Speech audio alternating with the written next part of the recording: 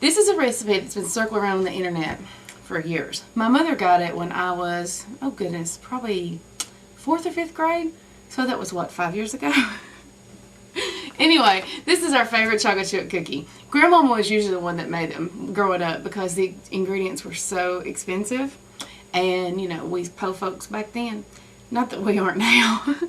But I remember one time, my memory I always think about with these cookies is the week that we took to go camping. We went in a motorhome and we just kind of drove all over the place for an entire week. Me, my brother, my sister, my mother, and my father in this motorhome. Grandmama makes us a huge batch of these cookies, and she puts them in this Tupperware.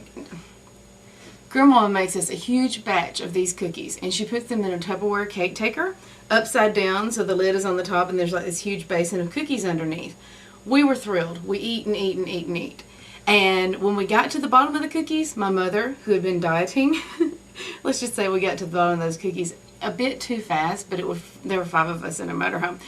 But at the bottom of that container, taped in, was a picture of a pig my grandmother had ran off and taped to the bottom. We just about died. It was so funny, and my mom still laughs about that. I get Great Value brand, of course, nothing but the cheapest for me and my family. The thing is, you know, generics, everybody knows me, I'm a generic queen. The ingredients, they can't read and they don't know what the package says. For all they know, this could be name brand brown sugar. Just don't tell it any different. Excuse me. Okay. Now, that should go in the blooper reel. Okay, now that we're ready, for those of you who have a Southern Plate Cookbook, this is on page 93. And it's entitled Mrs. Fields' $250 Cookies.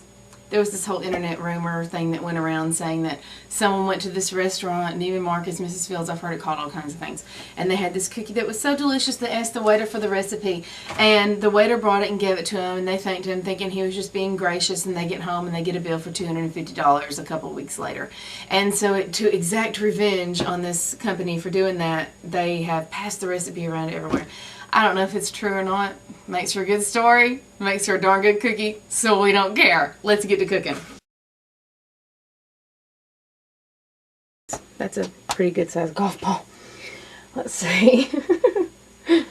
I guess y'all want me to be a little more realistic. Hey, I like my golf balls big. There you go. Never actually played golf. I had a grandfather who used to say he didn't see the point in golf. He said, you hit a ball, walk a mile. Hit a ball, walk a mile. There you go.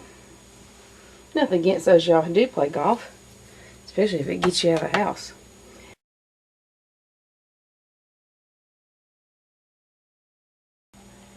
And now we have our taste tester. This is Brady Jordan. Brady, say hello. Hello, and I can't wait to eat these. I'm very hungry. Oh, wait, just a second. Let me lock my camera. Okay. And now we have our taste tester. This is Brady Jordan. Say hello. Hey, I just can't wait to eat these cookies. I am just exhausted from school and I'm hungry big time. All right, take a bite and tell me what you think. Best I ever have. I'm not lying. This is the best I've had. Ever since I think last time Mom made them, this is the best.